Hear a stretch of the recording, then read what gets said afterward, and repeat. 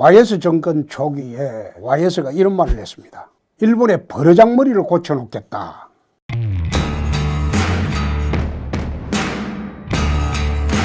아주 비외교적인 말이죠. 그 말을 듣고 일본 정부가 발칵 뒤집혔습니다. 그건 외교적인 대통령의 언사는 아니죠. 아무리 기분 나쁘고 감정이 폭발할지라도 대통령은 그런 언사하는 거 아니죠. 그런데 그 말을 듣고 일본이 YS 정부가 외환위기 때 우리나라를 도와주지 않았습니다. 아마 그때 일본이 도와줬으면 우리나라 외환위기가 안 왔을지도 모릅니다. 수습이 됐을지도 모릅니다. 그런데 YS가 국내용으로 국내 인기 만회 정책으로 철진한 민족주의를 이용하는 바람에 결국은 우리나라가 위기일 때 일본의 도움을 받지 못했습니다. 우리가 지난 70년 동안 전쟁이 없었던 것은 한미일 동맹이 굳건하게 이루어져 왔기 때문에 북중일 군사 균형을 맞출 수가 있었던 겁니다. 북중일 사회주의 동맹과 한미일 자유주의 동맹이 군사 균형을 이뤘기 때문에 전쟁 없이 70년간 평화를 지속할 수 있었습니다. 현 정권은 최근에 보니까 YS처럼 대일관계를 국내 정치에 이용을 한다. 나는 그렇게 이용해서는 안 된다는 생각입니다. 한미일 자유주의 동맹은 손상돼서는 안 된다. 그런 생각입니다. 자, 그럼 세계사를 한번 이야기를 해보겠습니다. 스페인이라는 나라는 수백 년간 북아프리카의 무어족의 지배를 받았습니다. 특히 스페인의 발렌시아 지역은 무어족의 본거지였습니다. 그 무어족이 말하자면 아랍계 혼혈민족인데 이 아랍계 혼혈민족들이 백인들하고 소위 피가 섞여 있는 바람에 스페인 사람들은 가보면 일반 유럽 사람들처럼 퍼펙트하게 백인들이 아닙니다. 까무잡잡합니다. 그리고 아랍계 형태를 그대로 지금 갖고 있습니다. 그건 왜 그러냐? 중세에 무어족이 스페인을 수백 년간 침입을 해서 지배를 했기 때문에. 찰턴 헤스턴 영화 중에 엘시드라는 영화가 있습니다. 그 영화가 스페인의 엘시드 장군하고 무어족 간의 대립을 벌였던 그런 영화입니다. 엘시드라는 장군은 스페인의 민족 영웅으로 추앙을 받습니다.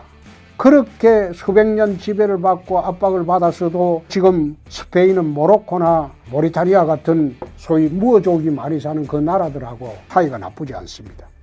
한 베트남 관계에도 서로 전쟁을 한 사이입니다. 그런데 지금 경제협력을 하고 있습니다. 서로 죽고 죽이고 전쟁하는 사이입니다. 그래도 경제협력을 지금 하고 있습니다. 잘 되고 있죠. 스웨덴은 노르웨이를 100년간 지배를 했습니다. 그래서 스웨덴이 노르웨이에 대한 사죄의 의미로 노벨 평화상 선정만큼은 노르웨이에서 선정을 하고 있습니다.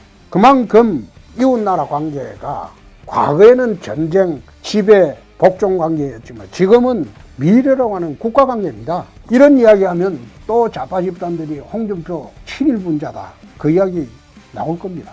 내 아버지는 일제시대에 일본 징용에 끌려갔다가 살아온 그런 분입니다. 내가 작년 일본 방문을 했을 때 NHK 인터뷰를 하면서 나에게 위안부 문제 질문하지 마라. 내 아버지가 일제시대에 징용 갔다 왔다. 감정은 좋지 않으니까 그런 질문을 하지 마라. 또 더 이상 질문하면 좋지 않은 이야기 나간다. 내 NHK 인터뷰할 때 그런 이야기를 했습니다.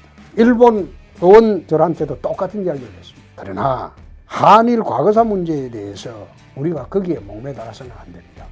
물론 일본이 과거사 문제에 대해서 진정성 있는 사과를 했다면 좀 문제가 달라지겠죠. 독일이 2차 대전 때 유대인 학살에 대해서 매년 진정성 있는 참여를 하고 후회를 했다면 다르죠. 그러나 한국도 민족 감정을 안 세워서 동맹관계를 훼손해서는 안 된다는 생각입니다.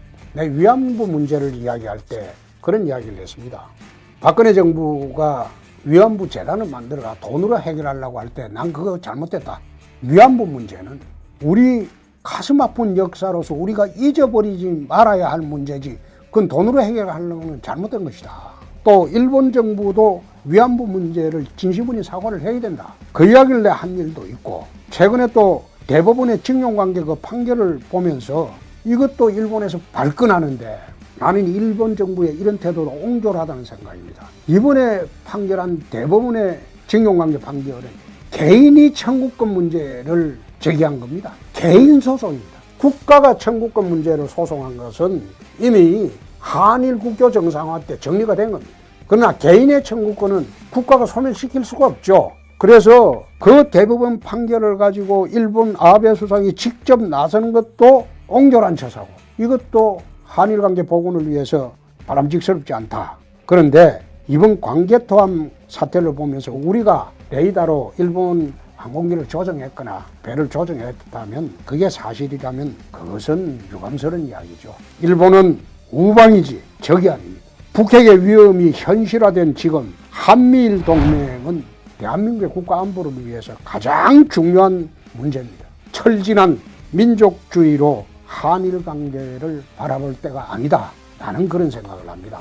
오늘 이 이야기를 하면 아마 앞뒤 거두절미해 뿌리고 좌파 방송에서는 내가 일본을 두둔했다, 옹호했다 이렇게 나갈 수도 있습니다.